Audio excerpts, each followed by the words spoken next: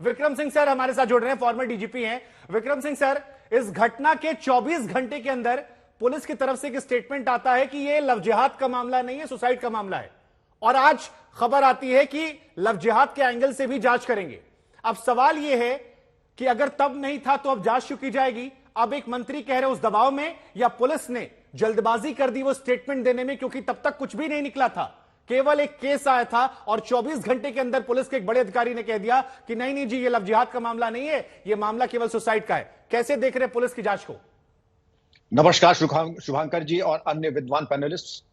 ये जो पुलिस का बयान था कि लव जिहाद का एंगल नहीं है, प्रीमेच्योर था और इसको नहीं देना चाहिए था।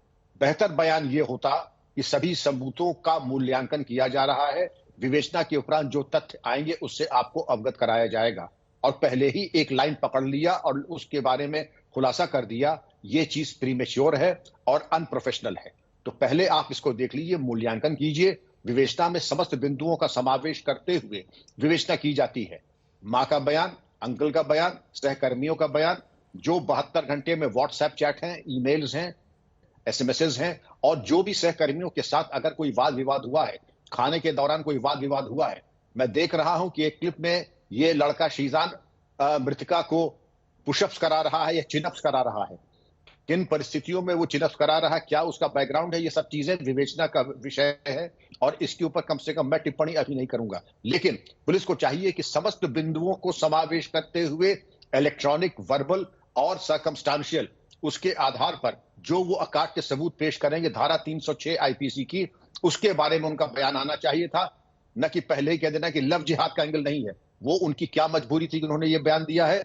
ये अनप्रोफेशनल है। नहीं तो सर, अगर ये बयान निकलकर सामने आता है तो फिर आपको नहीं लगता कि ये पूरे मामले को भ्रमित करने वाला था? क्योंकि जांच अभी शुरू नहीं हुई है और बहुत सारे, अगर अब वो कह रहे हैं कि लव जिहाद है, तो ये जांच पर सवालिया निशान भी खड़ा करेगा कि क्या एक प्री माइंडसेट से जांच तो नहीं की जा रही है। और दूसरा सवाल, क्योंकि आप पुलिस में बड़े ओहदे पर रहे हैं, क्या ये वाकई में कोई लव जिहाद जैसी चीज है, या फिर सियासतदानों और कुछ हिंदू मुसलमान करने वालों ने थ्योरी दे रखी है? आपका इस पर टेक क्या? उसके बाद मैं बाकी मेहमानों पर जाऊंगा।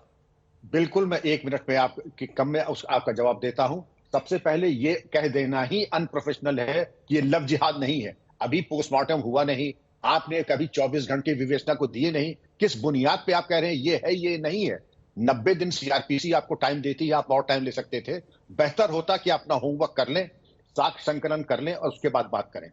लव जिहाद की जहां तक बात आती है, उत्तर प्रदेश में कानून है prohibition of unlawful religious conversion ordinance 2020। कोई जरूरी नहीं है कि कोई जबरदस्ती अपनी आइडेंटिटी छुपा तभी लव जिहाद होता है।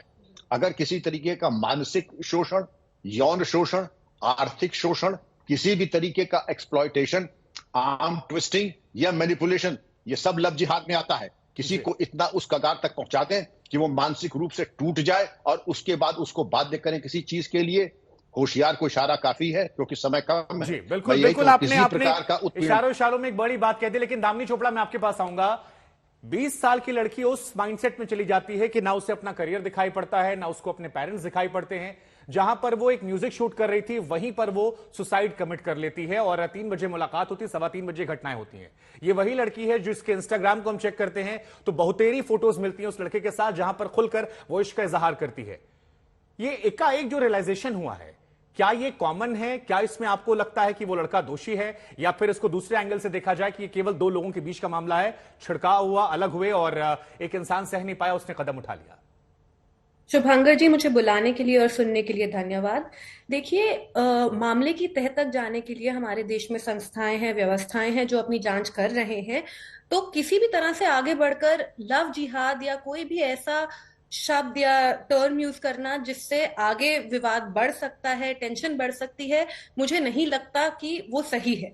हम में से कोई भी इतना क्वालिफाइड नहीं है कि हम बता सकें कि मामले में क्या हुआ। उसके लिए पुलिस, बाकी अन्य व्यवस्थाएं लगी हुई हैं। मुझे जो समझ आ रहा है, ये 2 लोगों का निजी मामला था। देखिए, जब 2 लोग मिलते हैं और प्रेम में पड़ते हैं तो वो कभी ये नहीं देखते हैं कि वो हिंदू है और अगला मुसलमान है या सिख है या ईसाई है। ये मौके की बात है कि लड़का मुसलमान था, लड़की हिंदू थी। अगर उसने अपने धर्म को किसी तरह से उस लड़की पे थोपने की कोशिश करी जिससे उसको मानसिक हानि हुई और आगे जाके उसने ये कदम उठाया, तो ये पुलिस तय करेगी। बिल्कुल, आपने बहुत बहुत खूबसूरत बात आपने दामिनी कही कि दो लोग प्यार में पढ़ते हैं वो धर्म नहीं देखते, लेकिन अगर प्यार में पढ़ने पर धर्म नहीं देखते तो बिछड़ते वक्त धर्म देखकर क्यों अलग हो जाते?